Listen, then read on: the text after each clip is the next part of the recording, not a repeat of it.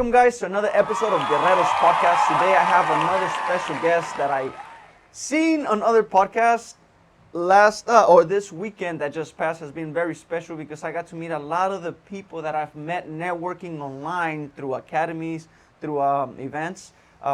We finally got together in a big old room, which is the Driven Business Summit, and I got a chance to literally shake the hands of everybody I've met and seen through the meetings and the Zoom meetings that we have. But to be in person and finally shake the hands of the people that I've seen so many times but never met was really amazing feeling. Today we got Gabe Barriga. He has the Goalkeeper Academy. You called it OGK, right? OGK. The original Goalkeeper Academy. You know what Jonathan Rodriguez OGK is?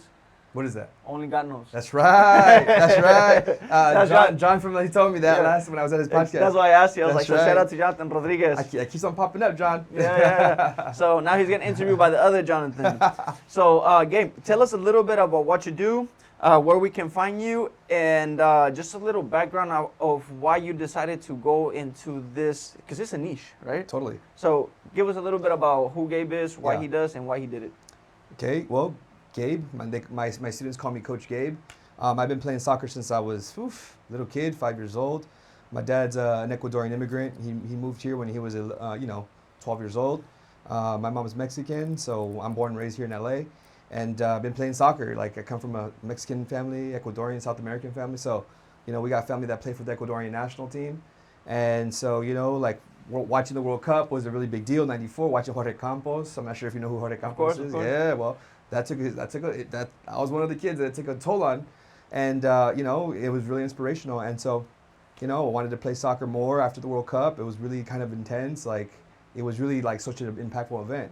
And so started getting into it. I wasn't so into it until maybe a little bit later, 9, 10 years old, started getting really into it.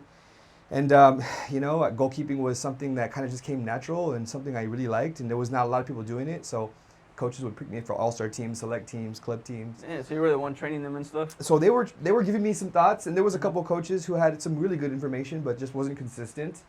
And so that was my story, right? I'd find a coach, he'd leave or he'd move and then you would come in. And then I had to find somebody else. And then I finally got to a level where I just couldn't find consistency or I couldn't find coaches. And my parents ended up sending me to South America. I played in South America with the pro youth academy, and I trained there. And it was pretty amazing in Ecuador. So let me ask you this: Are you a goalie yourself? I was a goalkeeper. You were a goalkeeper, the right? whole time, correct? So if there was any other position that you can take on, would there be any, would you trade being a goalkeeper for any other position? Striker? What does the striker do? They score goals. Shoot? They score goals. They score goals. They score goals. Are you a good striker too, or are you just? So I played seasons where I was the leading goal scorer of my team. Oh, so you were I could score goals. Oh, there you go. So man. I knew how to score goals, and I also knew how to defend. So. And then and then your main focus is it adults, younger people? So I've focus on? I've worked with MLS professionals. I've worked with 7 MLS professionals off season, the highest level, even national team goalkeepers. I've worked with multiple different levels, and I also coach collegiately. I've also coached little kids, 7, 8 years old. So when I also started an MLS academy right here in LA. So I don't need to tell the name, but it's all good. So what I'm saying to you is. When I was done with that 2017, I was like, I want to build something, be independent and build something where I can serve anybody who needs high quality training at every age level. Mm-hmm. And so that's what I've been doing. So I coach everybody from 7, 8 years old all the way up to 28 years old. Oh, and we have groups in different, levels. When you started, what age group did you start it in? Good question. 2017, I started with 10 years old, 11-year-olds. 12-year-olds. The younger people. I knew that in order for me to build a name, that I had to start with them and then prove myself that they could move on to the highest level. And now they're going D1. Just this season, last week I found out my student is going to UC Davis D1. He's been with me since he was 11 years old. Dang. So I proved it. You know what I'm saying? So that's one thing. It's one thing to work with high-level people that are already high level. Mm-hmm. It's another thing to have build them up. The whole thing. That is beautiful. So we did that. So let me ask, what was the biggest challenge for you when you were training that younger generation? Because when I was young, bro, I honestly didn't care for one single thing what anybody told me. 100%. So when you're and the kids too, right? Mm-hmm. So when you're there, like, you become a role model. Like I didn't realize how much of a role model I've become, or how much, like, how consistent people needed to know they needed to be, and how consistent I needed to be, right? So I started remembering how inconsistent coaches that I worked with were, and I was like, I need to be what I was asking someone to be for me. I like that. And so it became more like I wanted to prove myself too, right? So I was like, these are young kids are gonna help me prove myself, right? So like I had this like chip on my shoulder, and so I was like, I'm gonna make this work. So, not everybody's for you because you have different modalities in the way you teach and communicate. So some people just aren't on the same modality and channel that you are when you project your voice, or when you have certain things you need for them to do. So you got to try to be a little bit understanding, a little bit of what channel you're on with them. Como dice Albert, you gotta learn their love language. Their love language, but then you can't also deviate too far from what you are as a someone who's trying to educate somebody, because then you become this caterer as opposed to this lecturer. Yes. Like you're accommodating to their needs. Look, it's about accommodating, but at the same time understanding that this sport that they're going to play is global, and there's a world-class standard attached to it, regardless of how accommodating. Some of the biggest savage little kids that I've ever seen, they play street ball. There's no accommodations at all. Yeah. Zero. Like they're running and what rules, right? Like zero rules with no shoes and holes in their shoes, man. So when so I'm lucky I had that experience, because I was able to project and give some of these stories to my kids and let them know, like, I don't think you understand, like, you're super lucky, like, we get to train, we have this one-on-one time. Some of these kids don't have one-on-one time, and they're hungry, like. So for me, it was about like projecting hunger, trying to give them that understanding. Yeah. So for me, it was about just trying to project that hunger and letting them know, like, what we're going to be competing against come future time, So how do you prep your players mentally? Because as I'm going through my journey, one thing that I've really paid attention to is, no matter, and we were just talking about this earlier, it's like, hey, you don't like this, and now you're going to this, and you don't like this, and guess what's going to happen there? Same thing. Then you're going to move to another thing, right? Yeah. So how do you prep your players mentally? Yeah. Other than, of course, letting them know what's may be in store in the future. Yeah. Like, what's a tactic that you can use for especially for the younger ones? Because, like I said, they're a little bit, they might be easier to program, but harder to get that attention that you actually want or need from them. 100%. Not everybody's for you that you're going to try to mentor. Not everybody's for you, and you're not for everybody.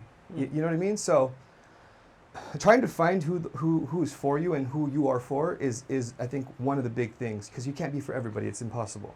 But let me just say this: we saw Yalos talking, and it was really impactful, because this is what he said. He was like, I'm not just some like internet coach.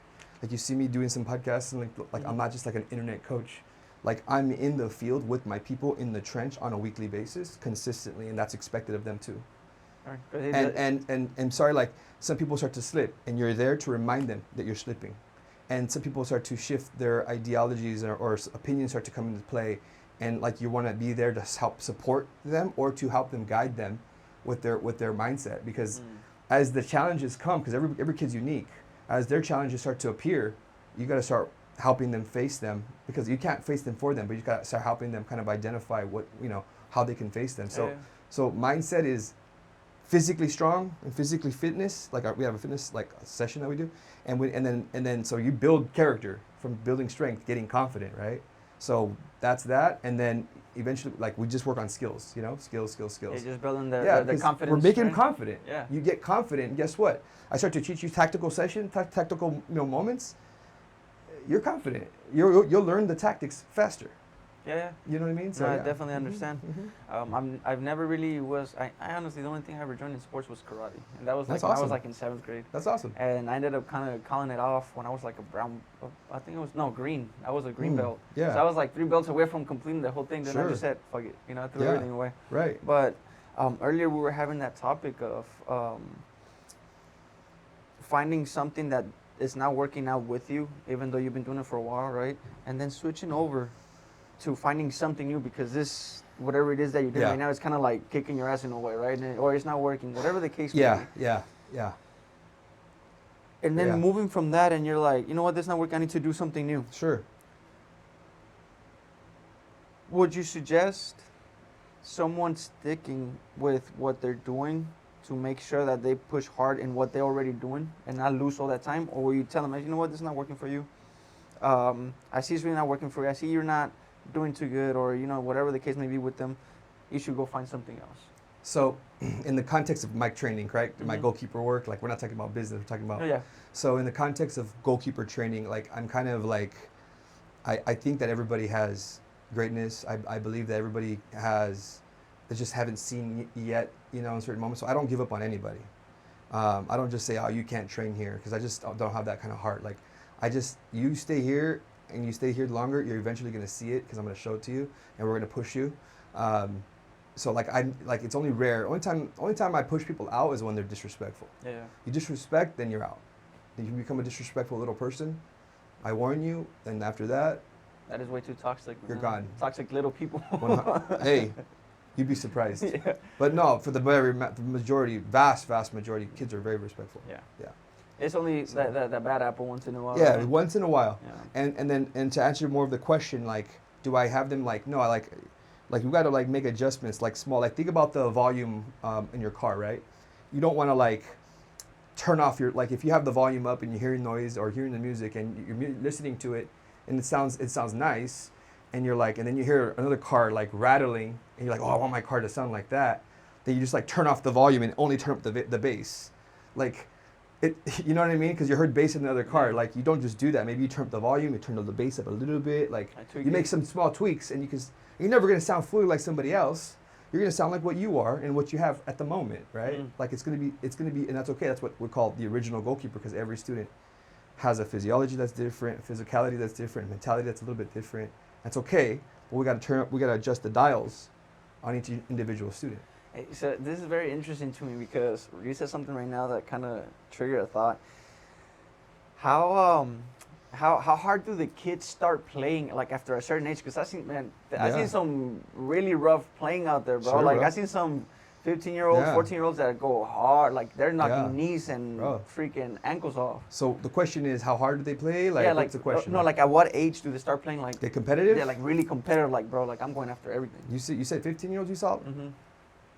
I know 9-year-olds that are machetes right now. Yeah. Hmm. Dang, dude. Yeah, Because I got some goalkeepers that are because like. I have my godson. Yeah. He loves soccer, man, but Yeah. they messed up his foot. And he's Okay. está gordito, you know. Okay. He's a little Sure. gordito, so and he walks with a messed up foot. Okay. But it's kind of scary to think that Mm. he's 15 and you throw him in there with the Sharks, bro. They're gonna just tear that. Yeah, I leg mean, apart, there's man. levels. Even at 15, there's like you can still do things that are at a different level. Like you don't have to be with the most competitive kids. You know what I Mhm. mean? Like there's levels. Like at every, that's what soccer's beautiful, because it's a very like all you need is a ball. Yeah. And everybody is participating. It's very participation sport.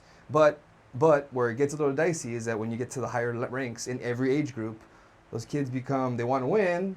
So I think like when testosterone definitely kicks in, or when kids go through their change, their competitive spirit kind of gets puffy, like it comes out a little bit more. And but even before then, I know some extremely competitive kids. Everybody's a little bit different. But I train some very high level goalkeepers who are massively competitive. The parents are very competitive too. You and never, it's you, pretty never, you awesome. never had the parent be like, no, that's not right, bro. Come into the field and play for the kid. During games, I've heard of that happening. Like, like my dad was one of those, bro. Like, well, he got kicked out of like on my AY, like my recreational games I play, and he was like arguing with the other coach, and they kick him off. They kicked him off a couple I mean, I times. think Latinos take that very serious, bro. The soccer is one of the sports that we take very serious. Super embarrassing, Dad. So let me ask you this, and transferring it over to business, Yes. how are you able to implement your coaching, the way you teach your Yes. kids? How are you able to implement that, or kind of work with your business and the coaching? Like, what are the similarities in that? Similarities to how I coach, and then how it is a business. Yeah, how you run your business. Yeah, that's a good question. I'm still trying to answer that, but I'll give you some thoughts. So, what I do is an art, in my opinion. Working with young people of all different age groups, and then working, trying to keep strong quality environments together. I think that's a natural thing I enjoy doing, but it's an art because everybody's so different and unique.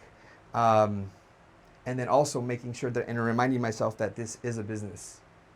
This is a business. Like I forget, because I've worked for institutions. I worked for MLS teams, the collegiate system, and I just like I was getting a salary, so like I didn't, but this is a business, and I got to make sure that I'm providing them results. Correct. People that what I mean. So making sure that we're consistent, man. Like what did Yellow say? He's like, I show up. Well, guess what? I've been showing up for my kids for 7 years straight.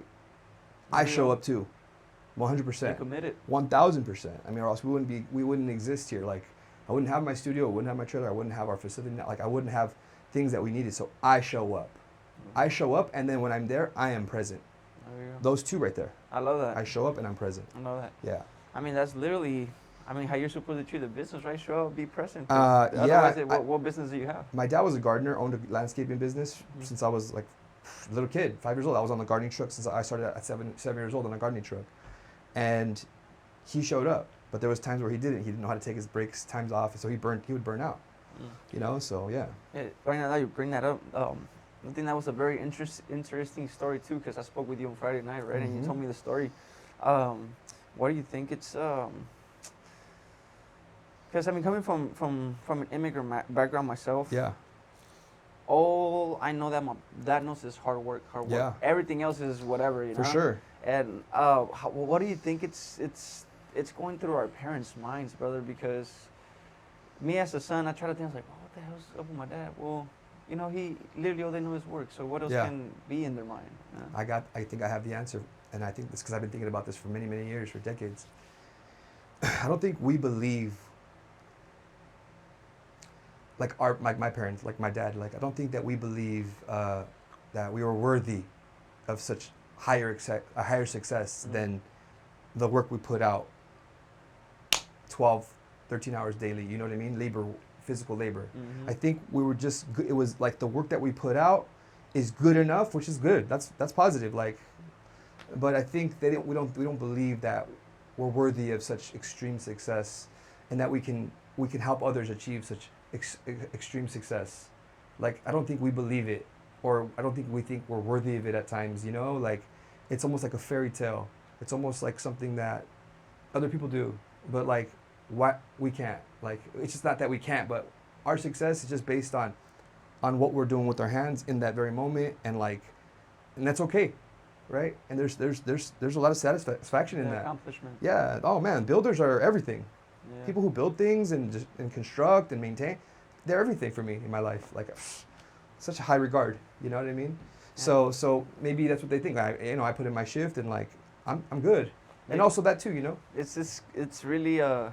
I don't like using the word the word that says crazy, right? I don't like using that word, but it's I don't know how to put it, bro, because I had to get help for that before I crossed to the level that I'm in. Sure. I didn't feel worthy. I didn't feel like I deserved what I'm supposed to get. Sure. And until I changed that mindset, then I crossed the line, and I'm like, holy shit. And then I start seeing even all these people that are making millions, and I'm like, I can get that. Bro.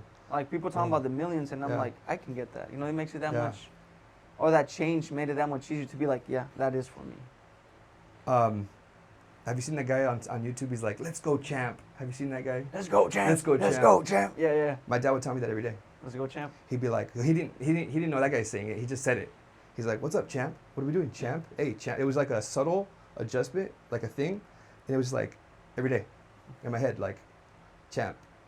And now I craved it. Nice. And then my team would win. And I wanted to win. So I was like, no. When I failed a lot. Done a lot of losing. So when I'd be in those moments, I'd be like, I'm not a damn loser.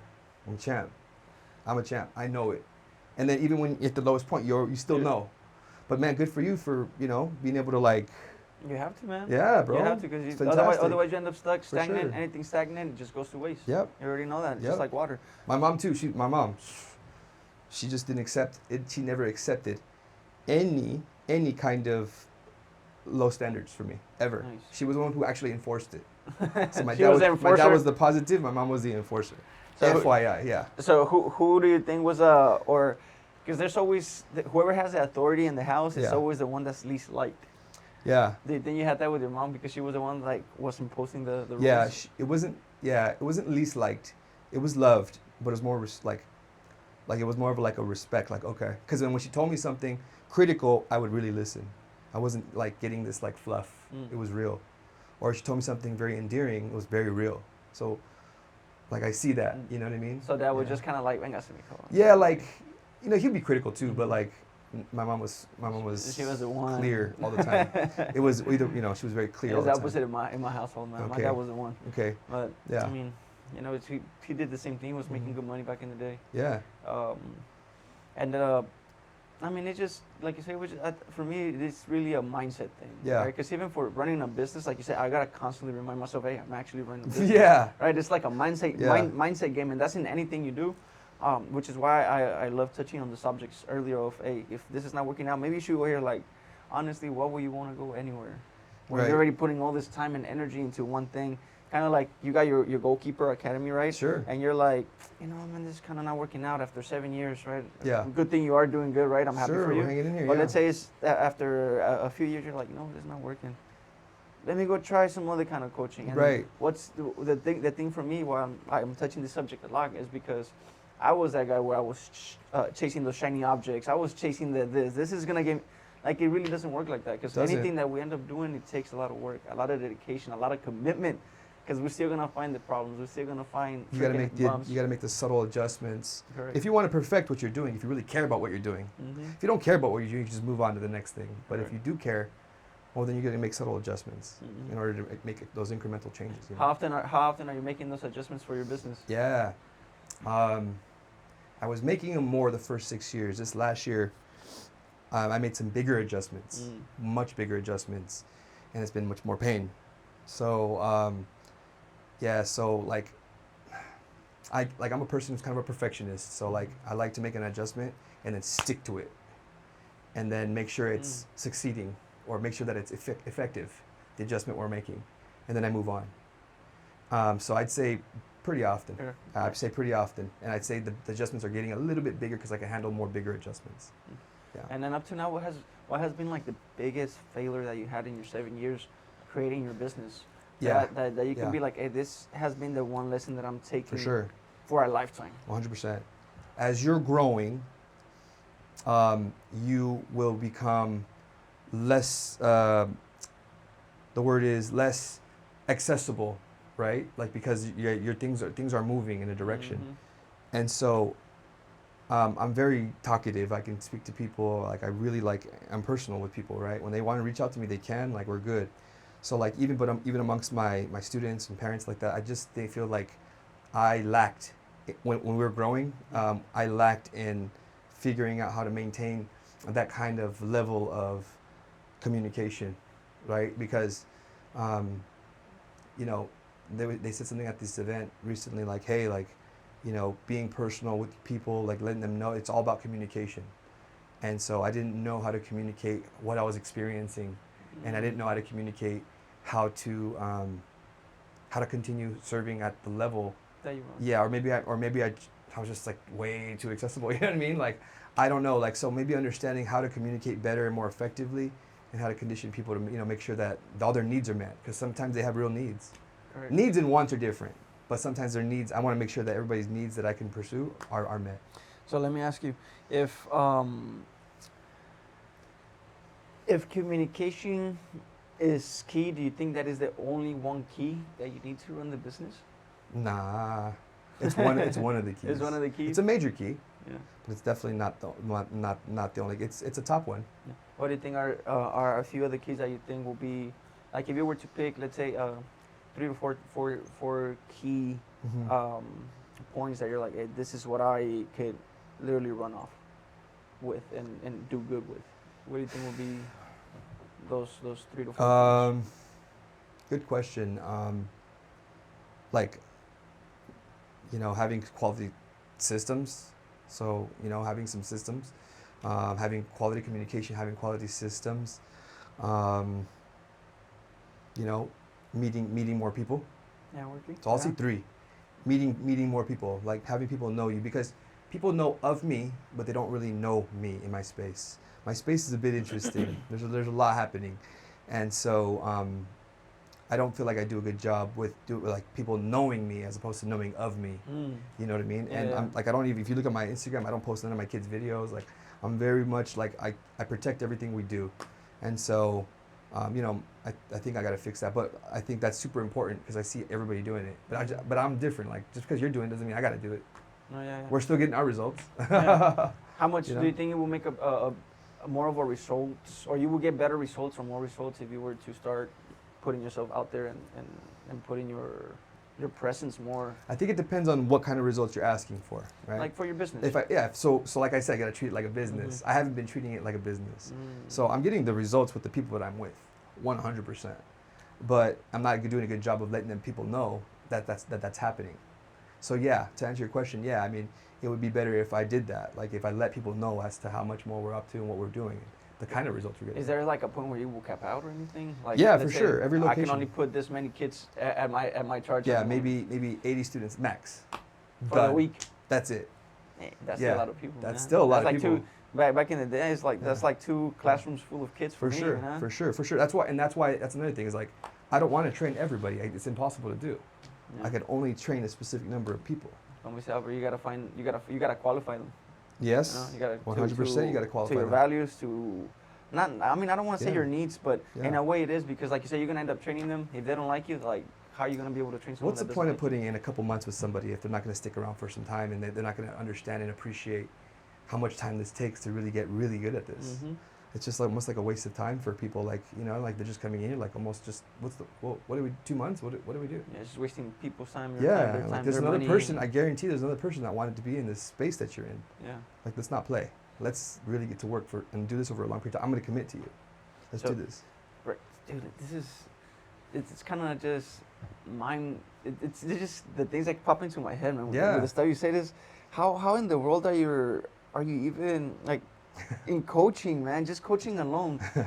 Because I was never really into coaching, man. That's why it's a pretty interesting subject to me. Yeah. But how will you lift someone that? I mean, because we all have our down days, man. Sure, so bro. How do you lift yourself up, and how do you lift the kids up? That's another podcast right there, bro. This is a whole other podcast. Like, dude, don't worry. We still got enough time. We got about 30 minutes to talk about whatever it is that comes on. Perfect, bro. So, I'll tell you what. Like, you, as a coach, as a leader to people that you guide and give direction to and help, like, you bleed more. That's it.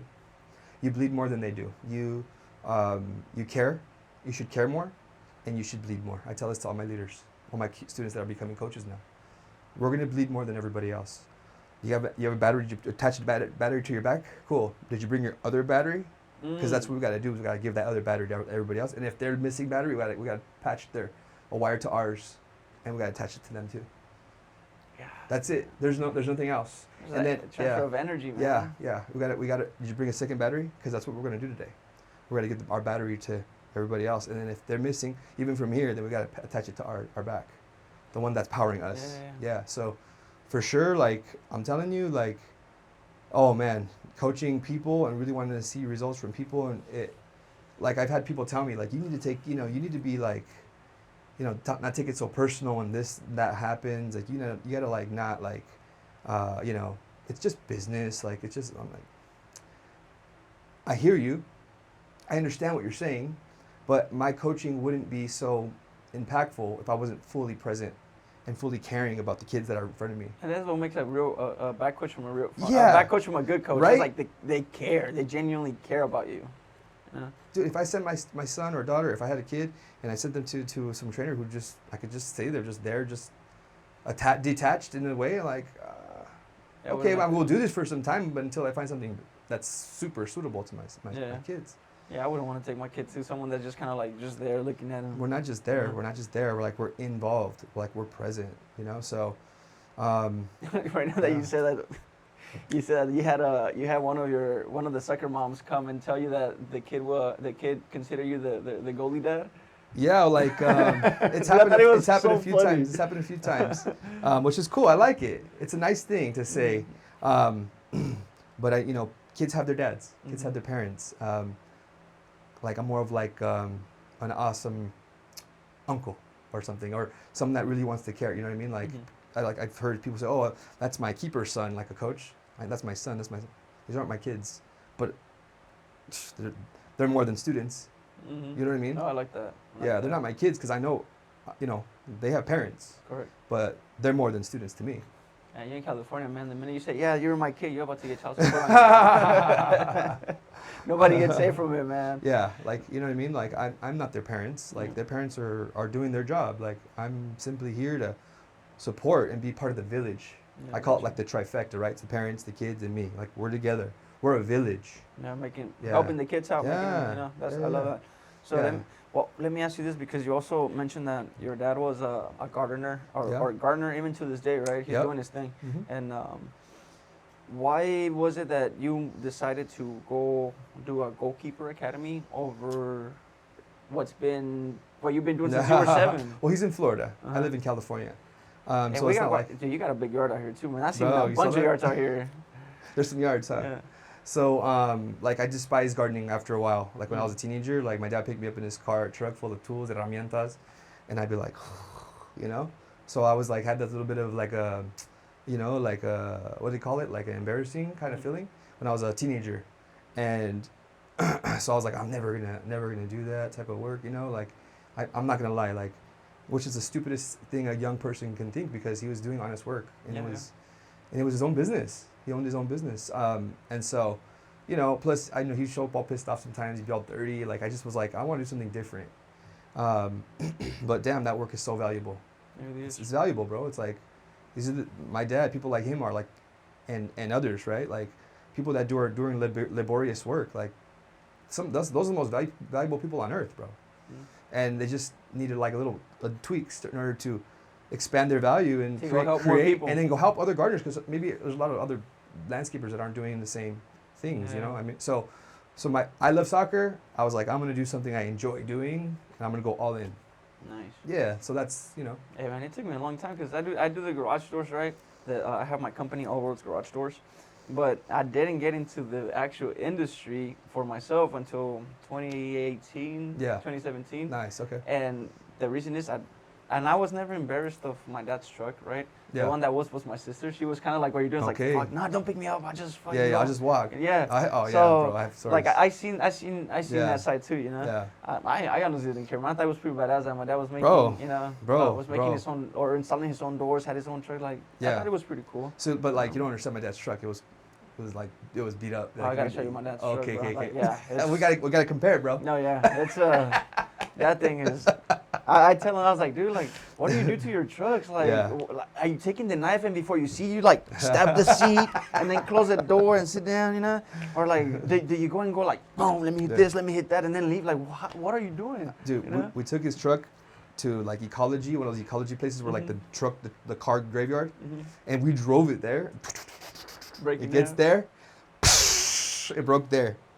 You guys like were dumping it, or Yeah, we drove it to the graveyard, and when we got there, it finally like you saw it realized it's dead. like man. it realized it was weird. It was weird. The little Toyota red trucks, man. I'll tell you, like Oh, is that what it was? yeah, Yeah, I bro. love those I'm things. telling man. you though, like I was impressed. I was like, dang, Toyota.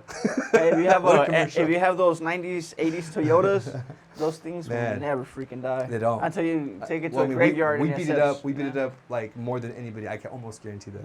Yeah, I had my little truck. I had over, I think, had like 350,000, Yeah. 300,000, Yeah. and that thing was pulling strong, dude. Yeah. I just had to change it. Yeah. And let me tell you the story. I had to change it because I was going to Danville, Blackhawk. Those are like communities of freaking money-making people. You Got know? it. So yeah. like you can go in there unless you got your code or your home in there. Yeah. And so when I was going in there, one of the security guards at the gate, he looks at me, he's like, what house are you going to? And I gave him the address. He's like, and you do what? I'm like, well, I came to install the garage door.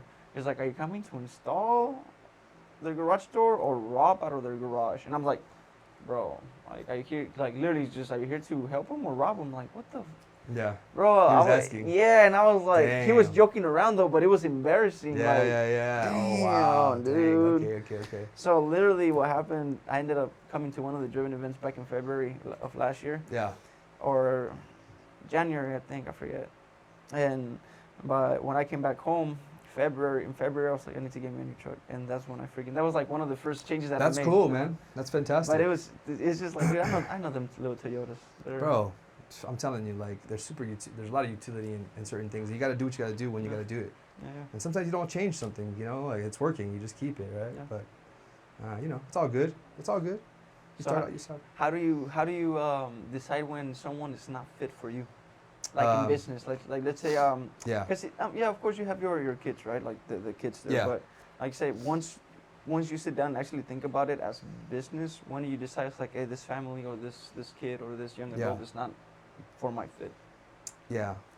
I do that early. Okay. Yeah, there's a lot of things I'm talking about. There's a lot of things I'm saying to people that I just meet. There's a lot of things I'm curious about how they respond. I'm checking to see if they show up to practice on time the first time I see them. Like, I'm checking all these details before they even come to the soccer field. And once I start to see one thing's not working, and another thing's not working, and another thing's not working, then we put them through a session. I already know, like, it's not going to work. You know what I mean? But then I got to separate sometimes parent from the kid, because sometimes the kid has this big need, and sometimes the parents aren't like on the same channel. Yeah.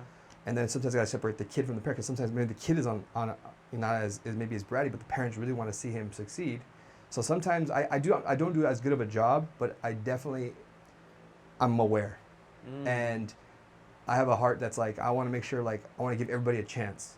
So I'll give people a chance that maybe I knew they couldn't, and it doesn't happen often, but we're gonna try it anyways. You know what I'm saying? Because hopefully I can help. Yeah. You know? And the reason why I ask that is because in my business, man, Yeah. I literally have to. I mean, I'm not blessed enough yet to where I could be like, I'll take you, I won't take you. Very soon we will be picking our own customers as well, right? Sure. But I'm at a point where I could be like, yeah, I don't feel like working with you. I don't Yeah. think it's a good idea to work with you. Like, I can lose that job. I'm okay with that, you know? Sure. Or not necessarily lose it, but sometimes Let it go. let it go, correct? Sure. Because sometimes no Sure. business is the best business that you can do. Sure. Honestly, $100 less means 100 freaking headaches more, Correct. or 100 more headaches. You know what I mean? Correct. Correct. Do you ever have trouble like with parents? Have you ever had anybody just kind of come off of you and just start yelling at you, type of deal? You know what I mean? Like they will come, they'll be mad at you for whatever reason. You're like, hold on, what the hell just happened? Like, or any not confrontation, but just kind of like bump heads. Like a with the challenge, parents. like Yeah. just like there's some like a verbal challenge, or like there's something. I try to be as respectful as possible. Let me think about that. Yeah, I've had that kind of scenario happen, where hey, the commitment is this, and then they have to fulfill the commitment and they don't want to. Right? It's 2 months, it's 3 months, it's 6 months, it's a year, whatever, and then they don't want to fulfill the commitment, and then now we're in there's a bit of a conflict, right? We're in a conflict area. So yeah, I've had a parent tell me, oh, you know, this and that and this and that. I'm like, look, this is what we've agreed to, both of us.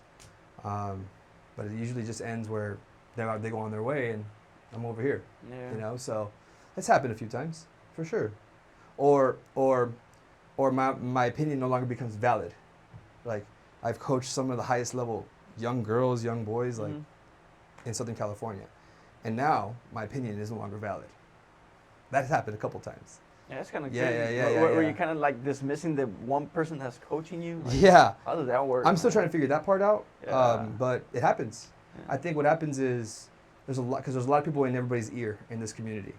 Like, you better do this, and everybody's trying to like make sure they're not like they're in the right environments or they're perceived right environments, and so everybody's like buzzing. You know, like there's a lot of like the soccer community is very much a village, and different villages and tribes are kind of communicating amongst themselves as well. So it's very, very, very like boom, boom, boom, boom, boom, and then yeah, so you know, so then are you doing what this person is doing? You should be. Like, non-goalkeeper people are telling other goalkeeper people how to do what to do, and it's like crazy. Yeah. This is my profession, man. How are you gonna tell me what to do? And then if I don't start catering, then they're just gonna go off because somebody's loving who that student is, and they're gonna go, oh, for sure, you come over, we'll cater to you, no problem. And now you're kind of doing a little bit of damage because now you're teaching someone that you're gonna cater to them, and when they get to college, or nobody's gonna cater to you, my friend. Nobody's catering to you. I like that. So it's I mean, I'm not saying I like that what they did, but I like how you're bringing the understanding of that, because dude, it's of course we're always gonna have help, but for sure. We're not always gonna have help, you know. No, we're not. It's tough when you start it, or like right now. Do you have any people that help you with your business? Yeah, I have coaches. Yeah, I have an assistant. Yeah. So it's not just you doing all No, the not anymore. Nice. Not anymore. Have you built have you built a system with them to be able to be like, all right, man, this is how we're gonna take care of it. If let's say you go on vacation and you don't have a phone with you, like there's no way to get a hold of you. Yeah. Will your team be able to take care of To still manage? Yeah, to manage what's for a little while. Yeah. Not too long, but yeah, for a little bit. Okay. For sure. And I think that's one of the things where a lot of business owners are, where we're really effing up. You know, we're not. For we don't have a sure, system it's in difficult. place. That's difficult. Yeah. But even in my, like, I'll tell my parents, like, I'm gonna be gone for like the week. Like, it doesn't happen often, but it happens. Like, they know months and months ahead of time. Like, I'm gonna be gone for this period of time. So I can either allow a coach to step in that I truly trust, because it's one thing just put anybody in there. It's another thing to put someone you really, really have confidence in. Because like I said, this is an art, and I don't want people, So I'll do sometimes I'll do one or the other, Okay. I mean, and then again, nobody will take what you do as seriously as you do, just because, I mean, one is not their thing, right? Sure. And by that, I mean, it's not their business. It's not what they're doing for themselves. And two is like, who else would do the job better than the actual owner? Because, you know what I mean? Like you're or at least when you start your business, it's like, dude, this is how I want to run it. This is how it's going to be running, right? I don't think that anybody else would do the work for sure with the quality, with the pride that you would. Exactly. It's true, right? It's definitely something that I think about a lot when I'm on break. Even when I'm on break, I'm still, the phone's next to me, and I'm thinking if somebody has a thing or an issue, like I still have to tend to it, right? So. Yeah. I mean, even when I came right now, right, you were like on call back to back, and I'm like, God, dude. People don't believe, like, if I told people like how many calls I'm on every day, like they wouldn't believe it. Like, I'm probably, let me see.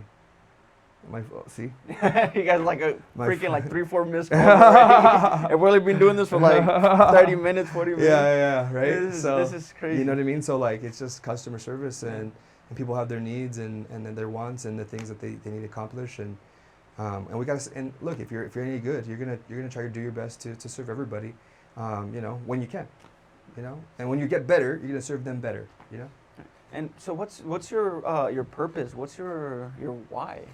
Yeah. To keep going, because I mean, like you said, Dad burned out due to a lot of work. Sure, right? Sure. So, but he had a purpose. He had a why, to be able to I go didn't, like I didn't all know these his years. why. Honestly, I didn't know it. I just know we just worked. And what is yours? Yeah, my purpose is to build strong leaders. I really like, this art, but this is a leadership role. So really, what we're doing here is training leaders, and then we're doing that in the art of goalkeeping. So my purpose is to make sure that any of these kids that are coming to us become strong individual leaders, and they understand themselves very well. And my purpose is to make sure that we have some of the best adults, that they can do whatever, that they can learn how to become competitive, and learn how to channel their competitive spirit with failures and wins, and become some of the best, brightest individuals in America.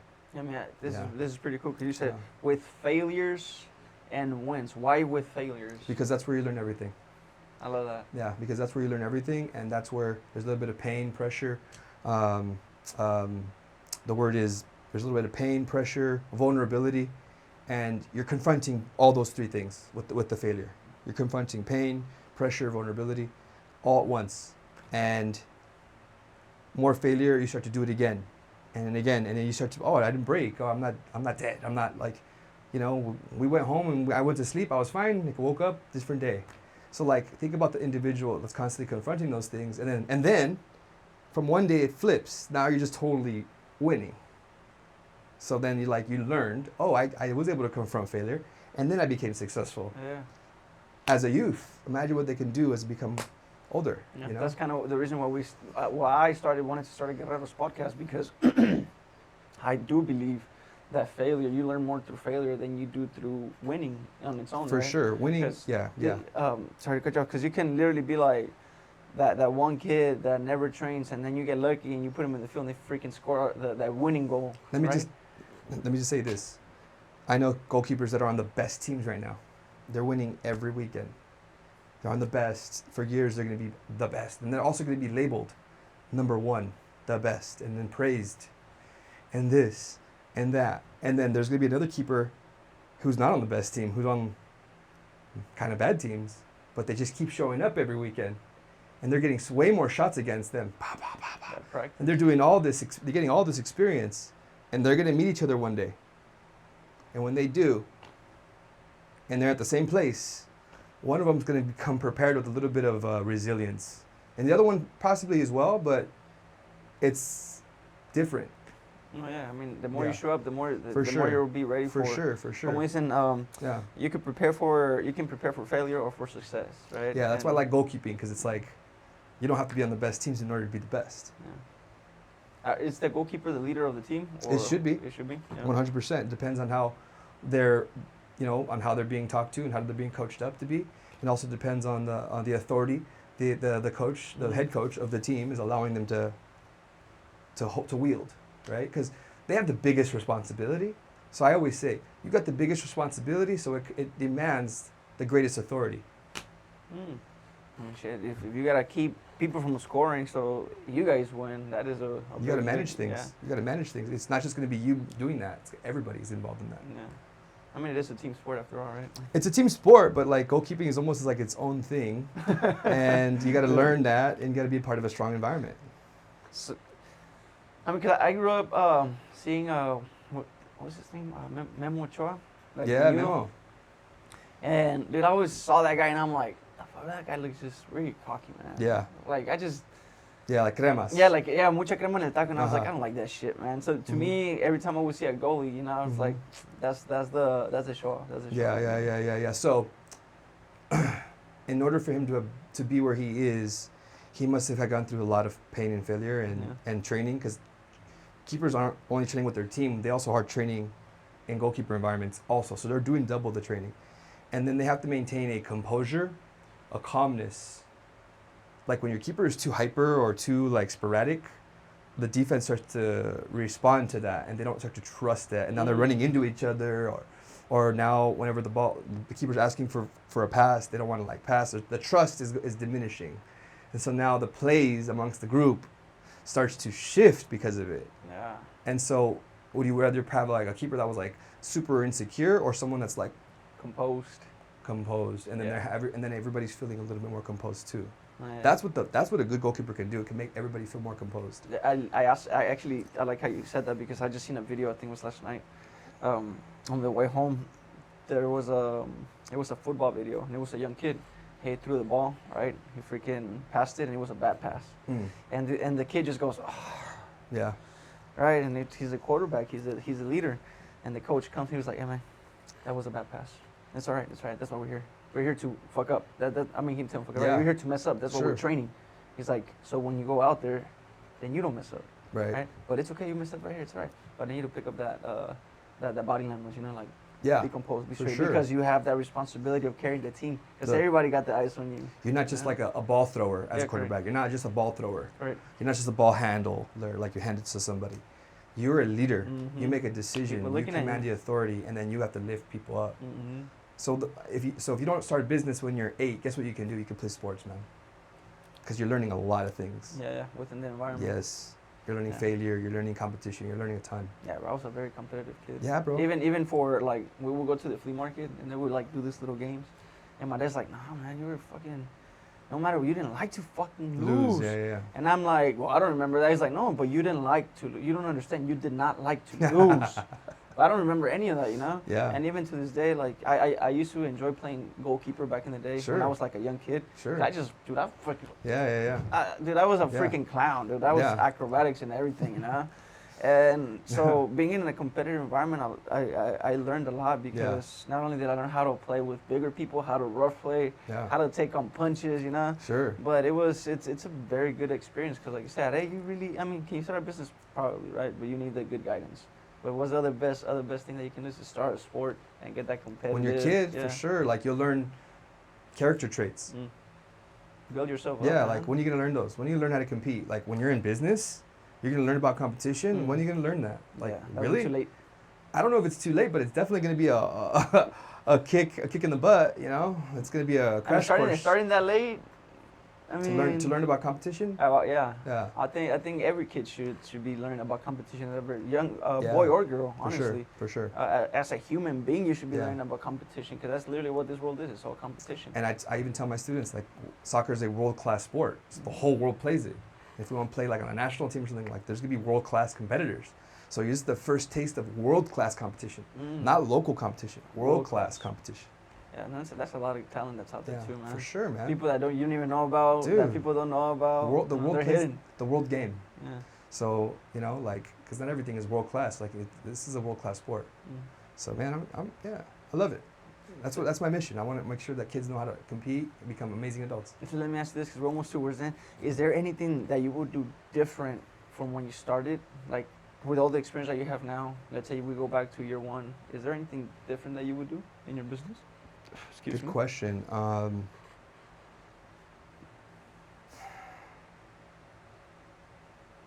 I love when I make them think. yeah. That's Would pretty I do good. anything different?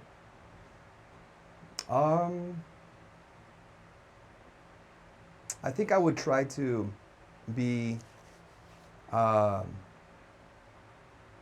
little more understanding to my local goalkeeper community, because I'd like to look where the best are, right? But like, even at the local level, you can still find quality things, you know. Because I've been told, like, be careful what you intake. Not everybody is to be listened to, you know. Like, you know, you are what you're listening to. You are what you're paying attention to. Yeah. So I would also be able to kind of seek things at a local level too. But like, since the game is so global, like, I've been seeking information from the global coaches, Like the in whole world. global community. For sure. So I'll fly. I flew in coaches from Europe. I flew in coaches from Spain, Portugal. I flew in coaches from Germany already for camps and stuff like that. So like, I'm just only seeking information from some of the highest level people. But you can learn some lessons from people at the local, even regional level. I mean, but you got to be careful. Like, you know what I mean? Like, there's things you can learn, but there's things you should be aware of, like that are happening at the highest places. So that, I guess, I just understanding the local level, like, and that's pretty much it. It's I mean, kind of what you're saying is like you will focus within your area first before kind of be like looking outside of your. Yeah, and I've done that, like, to some degree, but yeah, I mean, that's the only thing I could think of, really. Like, I'm not gonna. I mean, we've done amazing work with just 7 short years and independently. So like, nobody's really doing it how we're doing it. We're doing it very different. Dude, Yeah. you're in a freaking in a place that, I mean, like myself, it's very saturated with people, right? Who think they know what the fuck they're doing, but Sure. half of the time it's like people are just in there just to collect the money, the check, Sure, and sure. then walk out, right? There's Sure. very few people that have the quality, that offer the value, that offer that genuine coaching, Yeah. that like the type that you have. So let me ask you this, because I believe your niche, you gotta go through a lot, man. Yeah. Especially, I mean, I'm not saying not to say no other niche does, but like in your niche specifically, having to deal with people young from all different ages, right? From Yeah. young kids, young adults to possibly adults, right, as well. Yeah. What does it mean for you to be a guerrero? Because you have to fight through some For some sure. stuff, man. What does it mean to be a Yeah. guerrero? And then not just for your business, but like throughout your life. Yeah. All your life experiences up to now. What do you think I would love make that. you I love a that question. guerrero? I love that question. People could be more technical than you. They can have better opportunities than you. They can have all the things you ever wanted, and you don't have them, right? They can have all those things. They can have more money. They can have more this. They have more influence. They can have whatever it takes for anything to kind of blossom, right? But they cannot be tougher than you. They cannot be more willing to bleed more than you. They cannot be able to withstand more pain than you. They can do all those other things right, but they cannot do those things I just described to you more than you can. As long as you're willing to endure all those things more than everybody else, that's what a guerrero is. There you go. Love it. Love it. And I like to ask that question a lot, bro, Yeah. because we all have a different meaning to it. You Yeah. know, because of our experiences. For sure. And the stuff that we had to endure. For sure. Right? So I love your response, man. It's at the end of the day, man, one way or another, we all struggle. For sure. We all gotta fight 100%, through stuff, 100%. right? I'm not saying that some people have it easy. Like I honestly do believe everybody has it hard, one way or another. Yeah. You know, like your hard might be my easy. Sure. My easy, or whatever is hard for me may be easy for you. Right. Right. In certain ways, right? Yeah. So it's just, you know, everybody deals with stuff differently, but that's why I always like to ask on their perspective, because we all have different lives. We're all individuals. We all grew up different. Yeah. Right. So with this, guys, I'll leave you with a good note. If there's anything that you want to do, anything, because this guy literally said, you know what, I know gardening, but I'm not going to do it. He's going to go to the second best thing that he loves, or maybe the first thing the one thing that he actually loves, right? So I love gardening Mhm. now. I was just going through being a teenager. Just want to make myself Okay, there we clear. go. He cleared it up. I just want to be clear. Like, I'm cool 'Cause with, like, I totally embrace everything my dad's Doing. doing. I think labor is amazing. So I was a teenager being a silly guy. So just to be clear. All right, there we go. So if Daddy's seeing this, he does love it, man. But you know what I mean? Like, you don't have to set yourself up for whatever life is throwing you at the time, right? Like for you, it was Yeah. the gardening, right? You're Sure. like, you know, I don't want to do gardening. So the options are endless. There's no limit to what you want to do, to what you can do. Like I said, he knows gardening. That was his main thing, right? Can I add something? Please, please. So the gardening taught me hard work. It taught me physical work, physical labor. It taught me how to be grateful for the things that we build. It taught me a whole bunch of things. It showed me how my dad was running a business, you know, at a small scale. Mhm. Like, it taught me so much, just being a part of that, and also, like, you know, kept me out of trouble and whatnot. So there's a ton of things that it taught me. See? Yeah. So he, like, and then this is the thing about that.